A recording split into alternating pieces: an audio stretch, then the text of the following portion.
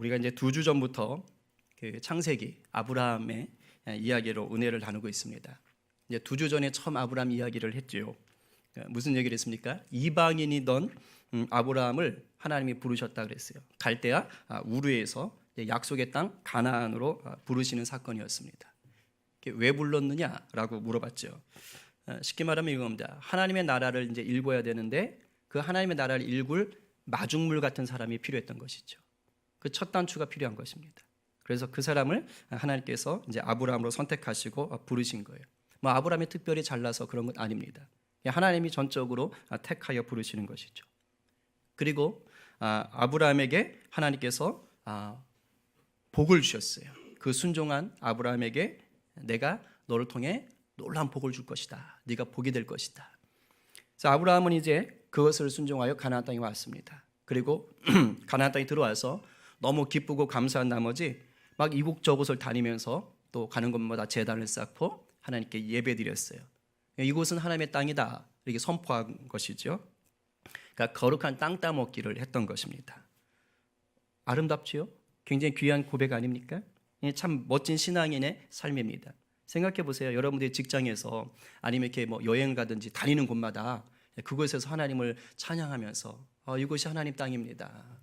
내가 오늘 일할 때 하나님의 통치가 나를 통해 일어날 것입니다. 막 이렇게 사역을 한다고 생각해 보세요. 이렇게 생활을 한다고 생각해 보세요. 얼마나 멋지겠어요. 하나님 보실 때 얼마나 아름다워 보이겠습니까? 그러니까 이런 일들이 지금 아브라함에게 일어나고 있는 거예요. 여러분들도 아마 이런 경험을 해본 분들이 꽤 있을 겁니다. 이렇게 뭔가 굉장히 하나님 앞에 순종해서 열정적으로 하나님 앞에 감사를 표현하고 하나님을 위해서 살았던 것들, 물론 지금도 하고 계실 수 있지만 좀 더 강력하게 했던 때가 있을 거예요. 주로 언제냐? 주님을 만나는 체험을 한 직후입니다. 주님을 이렇게 감격적으로 만나서 믿음 생활을 막 시작하면 이게 달라져요. 그리고 이제 모태신앙처럼 그냥 이렇게 그냥 습관적으로 교회를 다니는 것처럼 되다가 그러다 주님을 인격적으로 만나는 경우가 있어요. 저는 이제 대학교 1학년 때 아주 인격적으로 한번 만났는데 이제 그러면 또 바뀌는 겁니다. 그럼 이제 이게 진짜 예수 믿는 거구나 하면서 상황이 바뀌죠. 그러면 삶의 변화가 이게 찾아오는 거예요. 그러니까 비포 애프터가 나뉘는 겁니다. 그래서 갑자기 예배를 열심히 나오고 안 하던 교회 봉사도 찾아서 하고 막 가요나 팝을 주로 듣던 사람이 갑자기 막 찬양을 듣기 시작하고 그리고 막 술 담배 끊어지고 무뚝뚝하던 얼굴에 막 미소가 이렇게 올라오고 이러는 거예요. 왜 그러느냐? 딴 거 없어요. 그냥 하나님을 만난 겁니다. 하나님을 만났기 때문에 이런 일이 벌어져요. 좀 더 구체적으로 말하면 하나님의 나를 사랑하시는구나를 경험한 거예요. 와, 나를 정말 사랑하시네? 이것을 아는 겁니다. 거기다가 하나님이 나와 땅끝까지 세상 끝날까지 함께 하신다. 이 고백, 이 말씀, 이 음성 같은 것들을 듣기 시작하는 거예요. 어떤 사람은요 구체적인 비전까지 받아요. 내가 너를 무엇으로 쓰겠다. 이런 비전까지 받는 거죠. 그럼 내가 인생에 아무런 낙이 없고 소망도 없고 기쁨도 없는 줄 알았는데 그게 아닌 거예요. 야, 하나님 나를 사랑하셔? 야, 예수님 나를 위해 죽으셨어? 야, 내가 이런 가치 있는 인생을 살 수 있어? 이렇게 되면 확 바뀌는 겁니다. 이런 이제 약속을 받고 나면 우리는 기분이 좋아지죠. 왜요? 이제 뭔가 행복한 인생이 펼쳐질 것 같은 거예요. 야, 지금까지 나의 찌질했던 삶, 고난의 삶들은 끝났어. 이제 주님이 함께 하셔? 야, 이제 행복 시작이다. 이렇게 생각을 합니다. 그래서 열심히 하는 거예요, 한동안. 근데 금방 알아요, 이제. 깨닫게 돼요. 이게 아니네. 이걸 아는 겁니다. 하나님의 약속을 받고 은혜를 풍성히 누리고 나서 뭔가 신앙생활을 새롭게 시작했지만 그런데도 어려움이 닥치는 거예요. 행복이 가득하고 계속될 것 같은데 그게 아닌 겁니다. 위기가 오는 거예요. 내가 죄를 짓거나 내가 실수한 게 아닌데도 불구하고 그런데도 불구하고 감당하기 힘든 어려움이 닥쳐와요. 여러분들 중에 그런 거 경험하셨을걸요. 제일 쉽게 경험하는 게 뭔지 아세요? 예배 때 은혜 많이 받고 와요. 집에 가서 화내는 겁니다. 내가 내려고 하는 게 아니라 나는 은혜 받았어. 그리고 할렐루야를 부르며 집에 갔어. 근데 집에 화낼 일이 만들어져 있는 것이죠. 그날따라 배우자나 자녀가 이 마귀의 특공대 노릇을 하고 있는 겁니다. 그런 경우들이 종종 있는 거예요. 종종 있는 거예요. 제가 아는 어떤 분은 예수님을 좀 이렇게 늦게 믿었어요. 50대 돼서 믿으신 것 같은데 그렇게 좋으시더래요. 그래서 이분이 새벽 재단을 쌓기 시작한 거예요. 예수님 믿자마자. 그래서 새벽마다 이제 예배 나가고 얼마나 좋아하는지 몰라요. 그런데 그렇게 시작한 지 얼마 안 돼가지고요. 새벽에 괴한을 만나가지고 칼에 배를 찔리신 거예요. 다행히 목숨을 잃지는 않으셨어요. 근데 그 다음부터 새벽기도 가셨을까 못 갔을까요? 못 갔어요. 못 갔어요. 그리고 하나님에 대해서 한동안 굉장히 실망을 하셨어요. 의심을 하시고. 근데 이런 일을 당하면 당사자의 믿음도 흔들리지만 주위 사람들도 믿음이 흔들려요. 뭐래 저게? 아니 뭐 예수 믿고 좋다 그러더니 왜 이래 일이? 이렇게 되는 것입니다. 근데 여러분 이게 믿음의 여정입니다. 그러니까 예수 믿고 나서 뭐 행복한 일만 쭉 생기겠다 이거는 아니에요. 그러니까 우리의 바람이죠. 물론 그 행복한 일이 생길 수 있어요. 근데 영적인 행복일 수는 있어요. 내 눈에 보이는 상황적인 사건은 아니라는 거예요. 믿음은 내가 아무리 성령 체험을 하고 예수님을 인격적으로 경험해서 친밀함을 누린다고 해도 그 삶 가운데는 예상하지도 못했던 그런 어려움들이 닥쳐옵니다. 예수 잘 믿는다고 인생길에 장밋빛 탄탄대로가 펼쳐지는 것이 아니에요.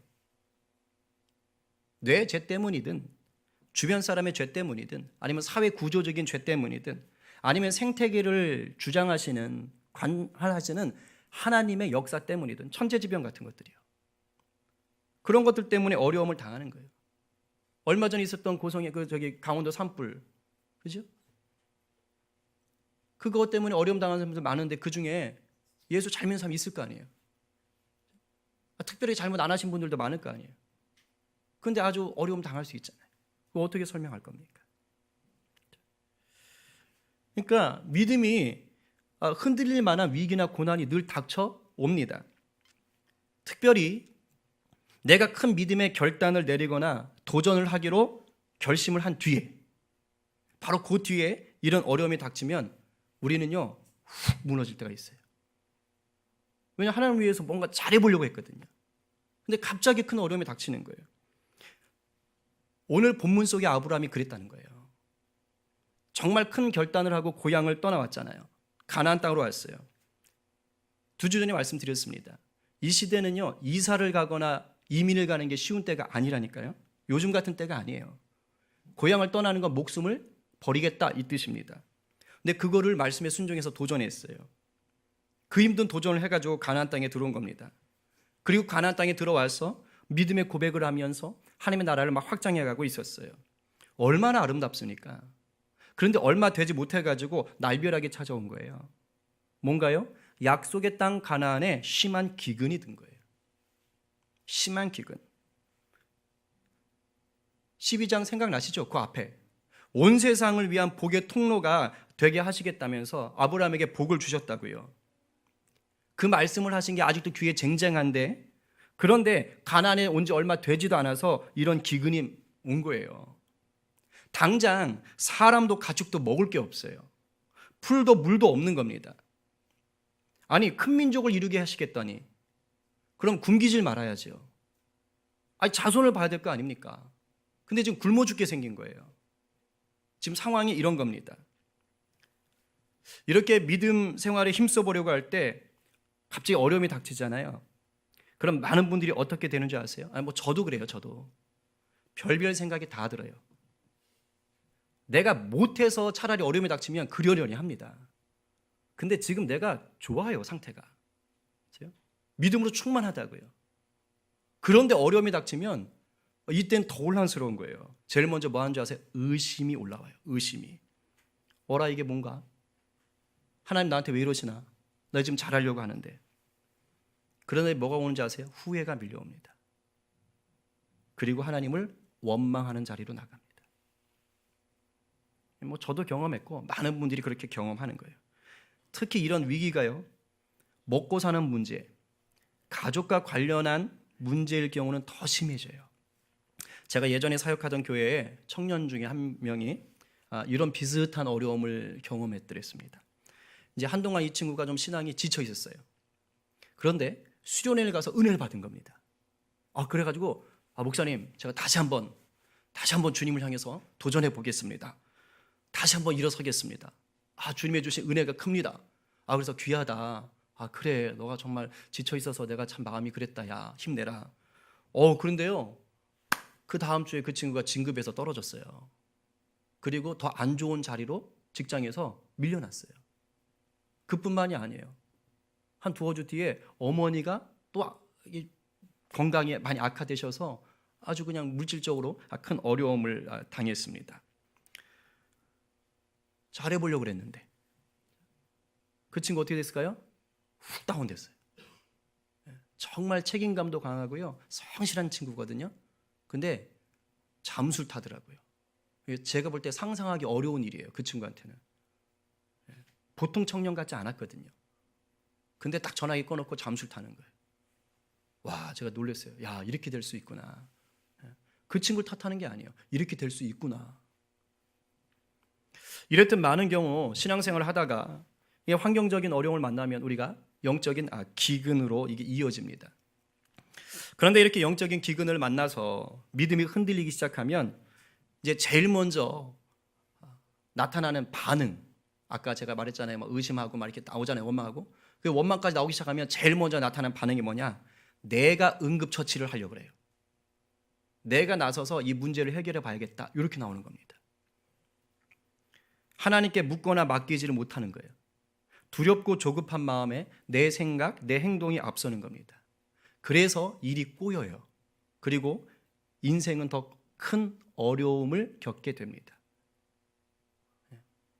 아브라함이 그랬다고요. 아브라함이.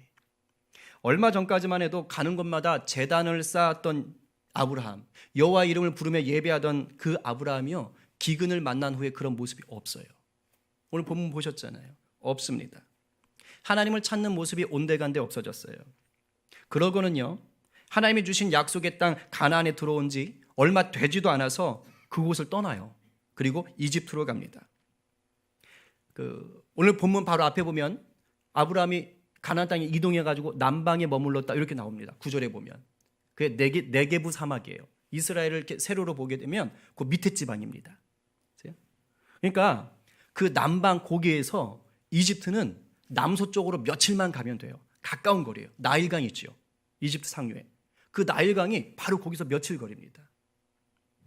그러니까 금방 아는 거예요. 사람들이 이미 아마 이 기근이 들었을 때 같이 이웃에 살던 가나안 사람들이요, 다 글로 갔을 거예요. 거기 가면 살 수 있어. 그리고 거기 갔다 온 사람이 얘기할 거예요. 야, 저기 가면 먹을 게 있대더라. 그러니까 아브라함이 그걸 들으면서 저길 가야겠네. 나름 이 생각이 분명히 들었을 것입니다. 그러니까 아브라함이요, 망설임 없이 정말 자기 주도적으로 그냥 이집트로 내려갑니다. 하나님께 안 물어봐요. 예배하지도 않아요. 왜? 눈앞에 바로 보이거든요. 저기 가면 되겠네. 물론 가나안을 완전히 떠날 생각은 아니었어요. 우리 10절에 보니까 거류하려고 내려갔다 이렇게 되어 있어요. 이 말은 세번역 성경을 보게 되면 이집트에서 얼마 동안만 몸붙여 살려고 내려갔다 이런 뜻으로 번역했습니다. 쉽게 말하면 잠깐 살려고 그런 거예요. 잠깐 살다 오려고. 그러니까 기근만 지나가면 다시 하나님의 약속의 땅 가나안으로 돌아올 생각이었어요. 자, 보세요. 정말 지혜로운 것 같죠? 그렇잖아요. 잠깐 갔다 오는 거니까. 저기 보니까 괜찮아요. 문제를 해결할 수 있을 것 같아요. 그러니까 그냥 잠깐 갔다 와야겠다. 길면 몇 달, 이러겠지 이런 생각으로 자기가 내려간 거예요. 그런데 오늘 본문 전체를 보니까 지혜로운 행동이 아닌 거예요. 하나님 뜻이 아니었던 것입니다. 오늘 우리가 이것을 보면서 깨달아야 할 것이 있습니다. 여러분, 눈앞에요, 어려움이 닥칠 때, 그런데 동시에 어떠한 분명한 해결책이 보일 때 그때 조심하셔야 돼요. 그때 조심하셔야 돼요. 왜냐하면 그 해결책으로 보이는 게 하나님이 허락하신 해결책이 아닐 수 있어요. 내 눈에는 문제를 해결해 줄 수 있을 것 같지만 그건 단지 세상적인 기준에서 좋은 방법일 뿐인 겁니다. 신기하죠? 하나님은요, 오히려 내가 그 문제라고 생각하는 그 상황에 머물러 있길 원하실 때가 있어요. 이게 영적인 삶입니다. 오히려 문제라고 여겨지는 그 상황에 머물면서 하나님이 나에게 행하실 놀라운 일들을 기대하고 누리기를 원하시는 겁니다. 만약에 아브라함이 이 심한 기근 속에서도요, 믿음으로 가나안 땅에 머물렀었다면 어떻게 됐을까요? 하나님이 굶겨 죽였을까요? 아니죠. 절대 아닙니다. 생각해 보십시오. 갈대아 우르에서 하란을 거쳐서 가나안 땅으로 인도할 때 상처 하나 안 났습니다. 거기서 그쪽까지 오는 길은요, 도적과 사나운 맹수의 위협이 있는 땅이에요. 그런데 안전하게 가나안 땅까지 하나님이 인도하셨다고요. 뭘 말하는 거예요? 널 부를 때 이미 내가 너를 책임지기로 약속했다라는 것입니다. 그래서 하나님이 복을 주겠다고 약속하신 거예요. 하나님 절대 버리지 않습니다. 근데 어떻게 되는 거예요? 도리어 우리의 믿음이 약해져서 하나님을 버리는 일이 생기는 거예요. 위기 가운데에서 불신앙의 모습이 드러나는 겁니다. 그 예를 잘 보여주는 것이 지금 아브라함의 모습인 거예요. 근데 저는 제가 오늘 이 본문을 보면서 아브라함의 이런 불신앙을 무조건 비난할 생각이 없어요. 또 제가 오늘 설교를요, 우리가 이렇게 불신앙의 모습을 보이면 안 됩니다, 이렇게 핏대를 세우고 싶은 생각도 없습니다. 왠지 아세요? 아브라함의 모습이 곧 오늘을 사는 우리 모습이에요. 우리 모습이라고요. 환경적인 어려움 앞에 우리는 그 누구라도 영적인 기근을 만나고 믿음이 흔들릴 수가 있습니다. 그렇기 때문에 저는 오늘 아브라함의 이 상황 속에 그냥 우리의 삶을 좀 정직하게 얹어보기를 원해요. 이렇게 영적인 기근을 만나서 믿음이 흔들릴 때 우리의 삶이 어떻게 흘러가게 되고 또 하나님은 그런 상황 속에 어떻게 일하시는가, 그냥 이걸 좀 보자고요. 영적 기근을 만나서 내 스스로가 문제 상황을 응급처치하려고 하면 반드시 더 큰 문제가 생깁니다. 그냥 우리 그걸 정직하게 좀 보셔야 돼요. 내 힘으로 안 되는 상황이 오거든요. 근데 그걸 내 힘으로 하려고 할 때 더 큰 문제가 나와요. 아브라함이 어떻게 했어요? 자기 아내를 누이라고 속이기 시작했어요. 나름 머리 쓴 겁니다. 나름 지혜로운 이 결단을 내린 거예요. 왜냐하면 역사 자료를 보게 되면 당시 이집트에서는요, 아름다운 여자라고 생각되면 그 여자를 빼앗아서 자기 아내로 삼기도 했다고 합니다. 요즘도 사우디아라비아의 그 베두인족은 이렇게 한대요. 외국인들 관광객들 오면 저 여자 내 여자 삼아야겠다, 그러면 막 가족을 죽이든지 뭐 납치를 하든지 이런 식으로 해가지고 자기 여자를 삼는다고 합니다. 그래서 도망 못 가게 이 눈동자에다 바늘로 찔러가지고 시력 잃게 만들고, 그런 일이 지금도 있는 거예요. 그러니까 그 민족 가운데 아마 그런 것들이 있었던 것 같아요. 그러니까 아브라함도 이런 상황들을 아니까 이거 안 되겠다, 내가 죽을 수도 있겠다, 저 사람들이 내 아내를 빼앗아가고 날 죽이면 어떡하지? 그래서 이제 동생이라고 하자, 이렇게 하는 거예요. 근데 족보로 따지면 사례는 배다른 동생입니다. 그때 이제 친족 간의 결혼이 허용될 때니까, 시족사회라. 그래서 이렇게 입을 맞춘 거예요. 말을 맞춘 거예요. 누가 물어가 보면 무조건 누이라고 해라, 오빠 뭐 이렇게 해라, 이렇게 얘기를 다 해놓은 겁니다. 근데 나름대로 자기가 지혜롭다고 생각해서 응급처치를 한 게 더 큰 화를 부르기 시작하는 거예요. 첫 번째 뭐냐? 철저히 아브라함이 이기적으로 갔어요. 자기만 생각했어요. 12절 13절 다 함께 읽어봅니다. 시작. 애굽 사람이 그대를 볼 때에 이르기를 이는 그의 아내라 하여 나는 죽이고 그대는 살리리니 원하건대 그대는 나의 누이라 하라. 그러면 내가 그대로 말미암아 안전하고 내 목숨이 그대로 말미암아 보존되리라 하니라. 참 아멘 하기가 좀 그래요. 아내를 위하는 모습이 전혀 보이지 않습니다. 여기 계신 아내들이요, 만약 여러분의 남편이 이런 말을 여러분에게 한다면 마음이 어떠실 것 같습니까? 왜 웃으세요?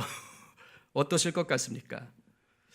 이렇게 남편이 말을 하면 남편이 나를 정말 사랑하는구나, 남편이 정말 나를 보호해 주려고 하는구나, 이런 생각이 드실까요? 안 들 거예요. 그죠? 제가 옛날에 몇 년 전인데 아직도 요즘 제가 혼나는데요. 아직 쌀쌀한 날씨에 저기 바닷가에 가족이 놀러 갔는지 아내랑 갔다가 아내가 추워하는데 제가 옷을 안 벗어줬잖아요.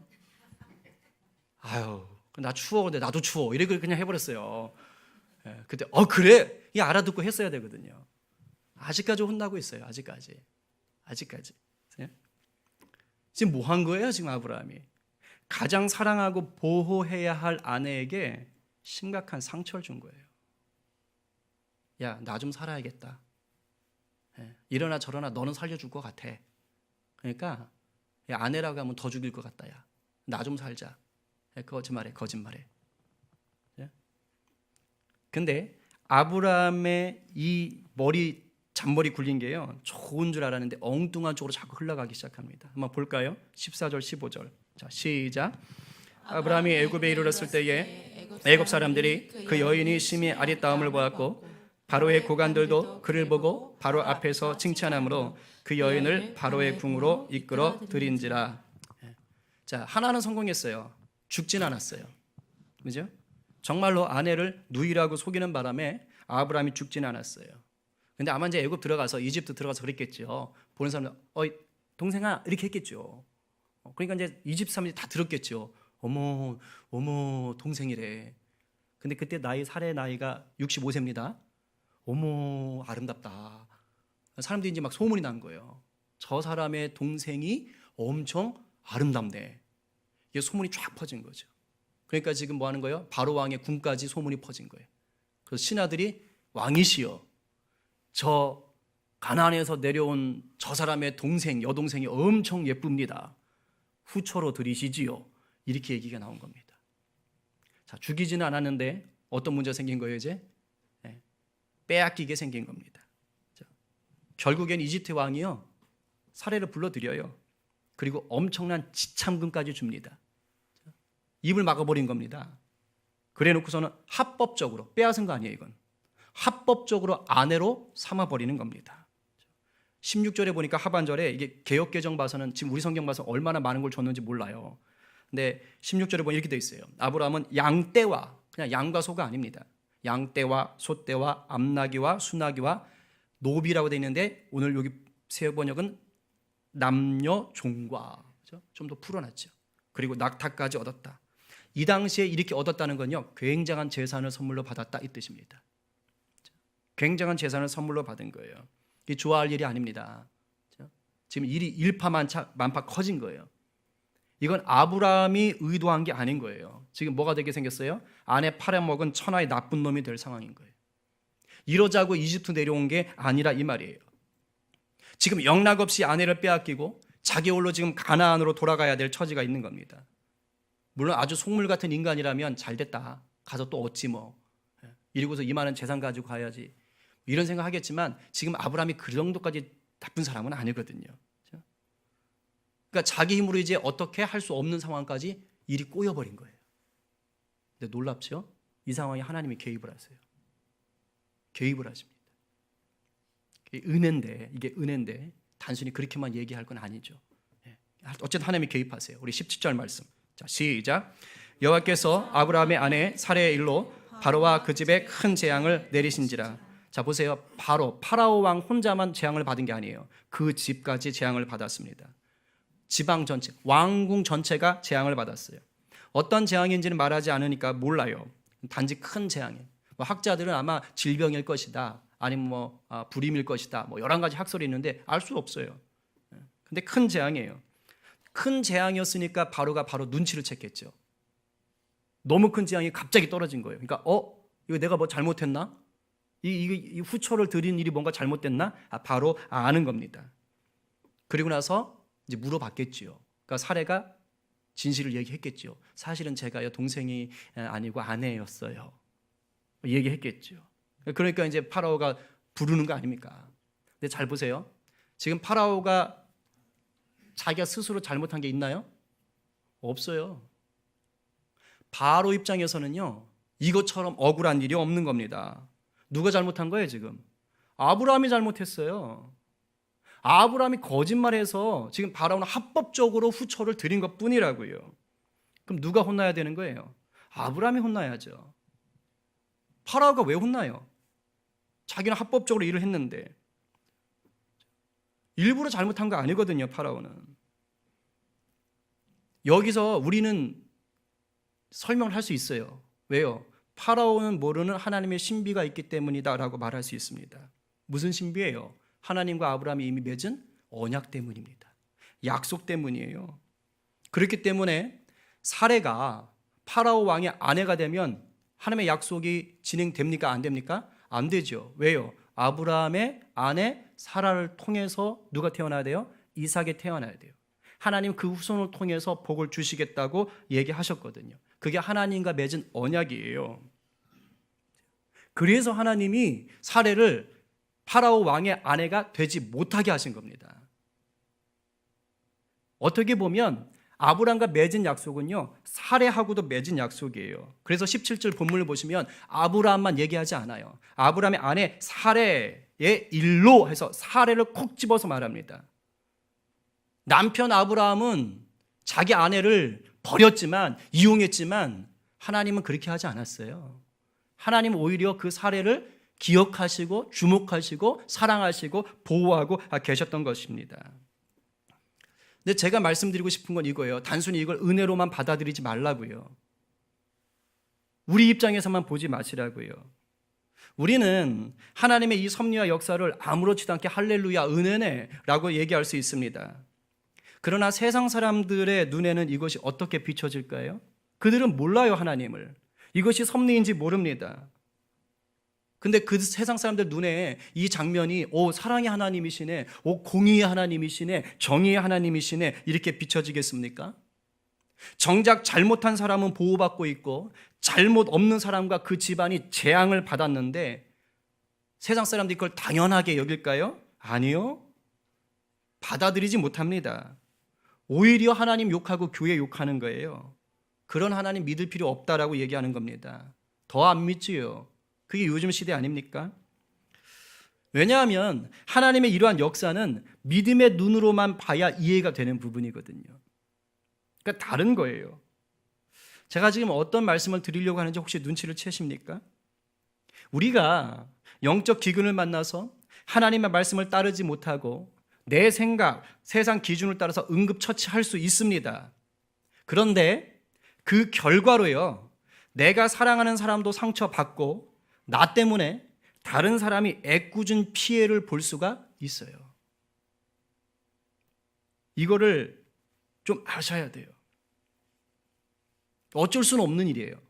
왜? 실수하니까. 근데 이런 일이 벌어져요.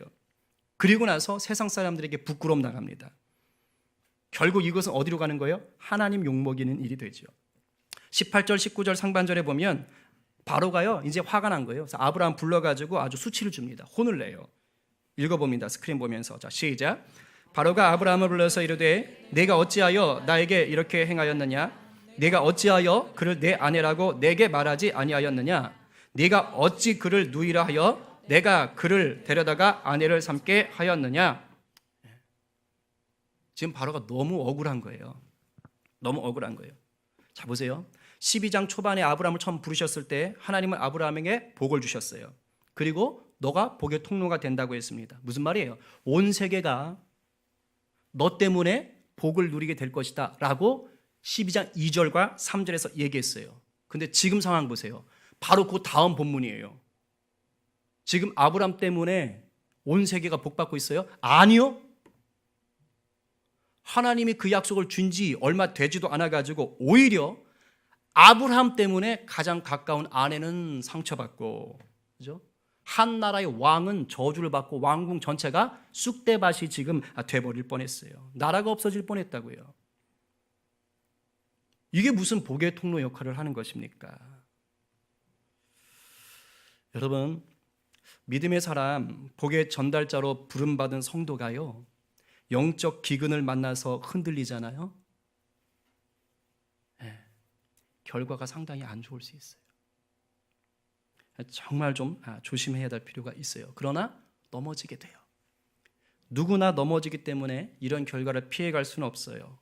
제가 말씀드리고 싶은 건 이겁니다. 은혜에만 취하지 마시고 뻔뻔해지지 마시기 바랍니다. 내가 불신앙스러운 행동을 해도 오늘 본문을 보면요, 결국은 하나님이 보호해 주시고 도와주세요. 결과가 그래요. 그런데 그걸 당연하게 생각하지 마세요. 그걸 당연하게 생각해서 룰루랄라 하지 마시기 바랍니다. 오늘 실제 본문 보면 그렇게 해석할 수밖에 없어요. 오늘 본문의 마지막 19절 20절 보면 해피 엔딩으로 끝나는 것처럼 보입니다. 생각해 보세요. 바로는 절대 권력을 가진 왕입니다. 그죠? 지금 자기가 속았어요. 그러면 아브라함과 사례를 우리식으로 생각하면 어떻게 놔두죠? 죽여버리죠. 죽여버려요. 파리 목숨 다루듯이 죽일 수 있어요. 그만한 권력이 있는 자입니다. 그런데 둘 다 안전해요. 거기다가 바로가 아브라함에게 줬던 그 수많은 재산 그대로 가져가게 합니다. 그야말로 떼부자가 돼서 약속의 땅 가나안으로 돌아와요. 그게 19절 20절 아닙니까? 한번 읽어볼까요? 마무리하면서. 자, 시작. 내 아내가 여기 있으니 이제 데리고 가라. 바로가 사람들에게 그의 일을 명하매 그들이 그와 함께 그의 아내와 그의 모든 소유를 보내었더라. 이게 하나님이 못 죽이게 막은 거예요. 이미 파리 목숨처럼 죽을 수밖에 없었던 자들이라고요. 그러니까 겉만 보면 야 이게 대단하네. 야 하나님 덕분에 우리가 횡재받았네. 물론 은혜지요. 그죠? 대성공했네.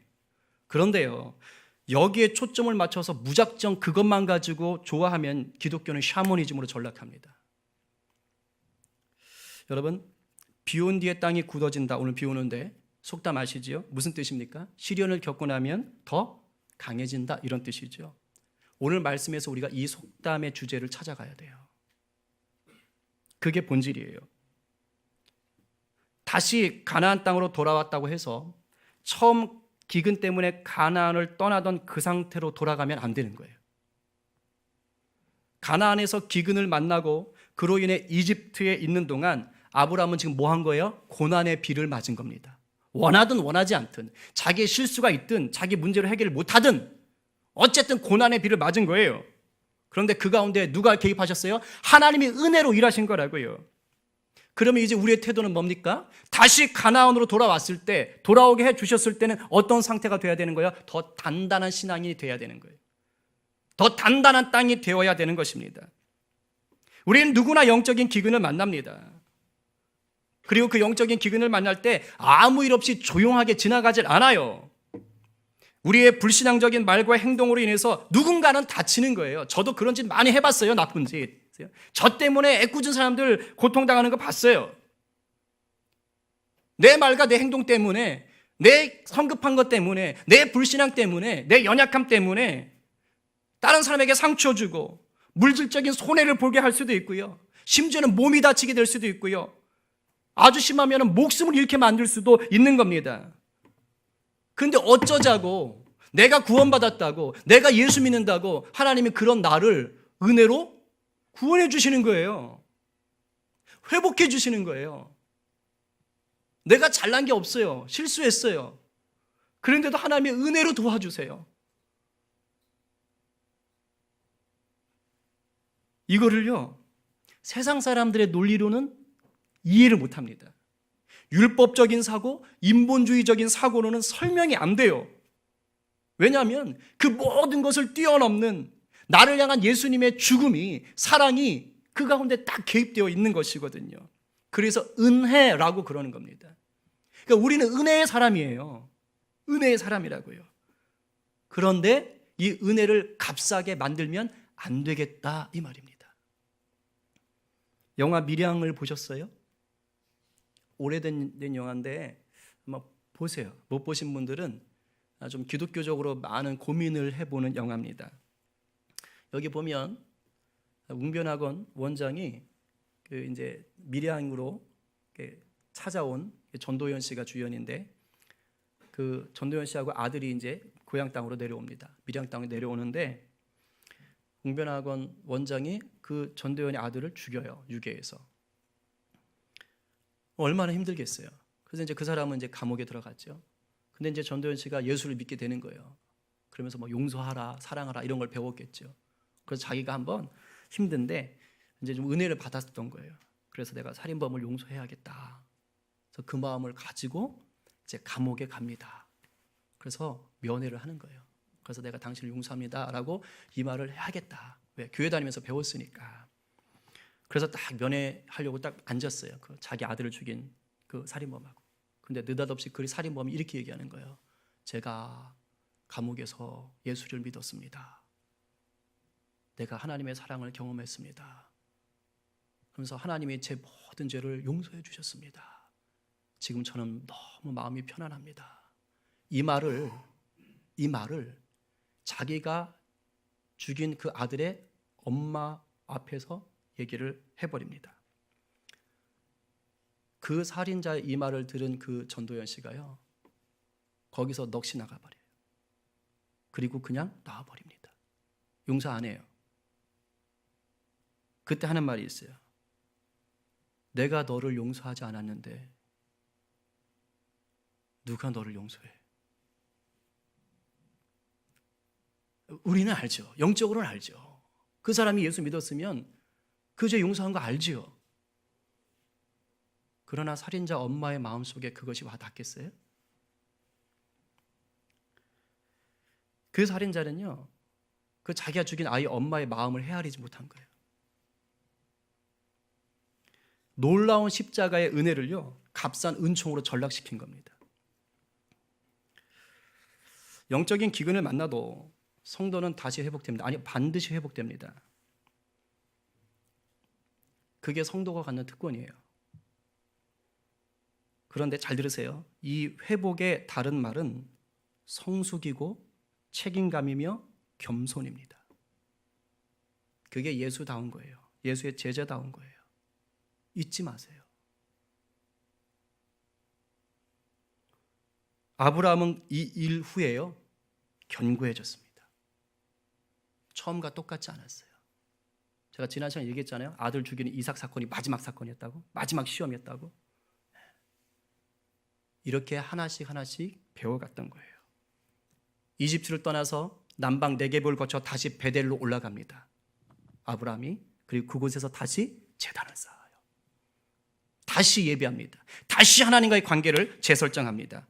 그리고 그 뒤로는 단 한 번도 가나안 땅을 떠나지 않습니다. 안 떠나요. 그리고 아들 이삭 똑같이 기근을 만났을 때에 아버지의 사건을 기억하고 있거든요. 그리고 하나님이 너 떠나지 마라, 가나안 떠나지 마라, 예, 순종합니다. 두 번 다시 되풀이하지 않아요. 또한 자기 조카, 이제 다음에 바로 나오는데, 자기 조카 롯이 붙잡혀 갑니다. 그래서 아브라함이 가서 찾아오지요. 그 다음에 소돔왕이 고맙다고 전리품, 소돔왕이 이제 어떤 재물들을 주려고 그래요, 선물로. 그때 아브라함이 바로한테 재물 받듯이 덥석 안 받습니다. 안 받아요. 하나님이 기뻐하시는 재물이 아닌 걸 알았기 때문이에요. 바뀌었어요. 쉴 수밖에 없어요. 우리 삶이 이래야 되는데, 우리는요, 영적 기근을 만나면 실수할 수밖에 없다고요. 그러나 그걸 통해 배우셔야 돼요. 이제 정리하려고 해요. 혹시 영적인 기근을 만나서 지금 영적 이집트로 내려가 계신 분 계세요? 자기 나름대로 머리를 쓰면서 삶의 위기를 벗어나 보려고 응급처치하시는 분 계시냐고요. 부탁입니다. 오늘 본문을 잘 기억하시고요. 더 큰 어려움 당하시기 전에, 더 큰 낭패를 보시기 전에, 애꿎은 사람 더 힘들게 하시기 전에 빨리 영적 가나안으로 돌아가십시오. 그게 우리가 말씀을 통해 받는 지혜입니다. 혹시 이것보다 더 나아가셔서 괜히 머리 굴리시다가 가족에게 상처 주고 남들에게 피해를 주는 상황 속에 지금 처해 계신 분이 계십니까? 그래서 죄책감에 힘들어하고 괴로운 삶을 살고 계시는 분이 계세요? 안타깝긴 하지만요, 겪어 가셔야 돼요. 그런데 아직 끝난 건 아니에요. 주님이 반드시 도와주십니다. 은혜의 사람이기 때문에 도와주실 수밖에 없어요. 하나님은 합력해서 선을 이루어 가실 거예요. 근데 부탁이 있어요. 거기서 이제 멈추세요. 더 이상 머리 쓰는 것을 멈추시고 주님께 맡기시기 바랍니다. 그러면 내 염려를 뛰어넘어서 우리 주님이 선하게 일하실 줄로 믿습니다. 그리고 마지막으로 이런 분이 없기를 바라는데, 혹시 내 불신앙 때문에 여러 사람들이 이미 어려움을 당했고 당하고 있는데도 불구하고 당장 내 자신에게 큰 문제가 없다고 해서 여전히 불신앙의 삶을 반복하는 분들이 계실 수 있어요. 없기를 바라지만 성도로서의 책임과 겸손을 멀리한 채 정말 다람쥐 쳇바퀴 돌듯 그렇게 초보 신앙에 머물러 계신 분들이 계실 수 있습니다. 부탁드립니다. 오늘 회개하시고 주님의 십자가의 은혜를 값싸게 만들지 마시기 바랍니다. 우리 모두가 영적인 기근을 피할 수는 없겠지만 그때마다 더욱 성장하여서 그리스도의 장성한 분량에까지 자라시는 큰 믿음의 사람, 복의 전달자 되시기를 간절히 축원합니다.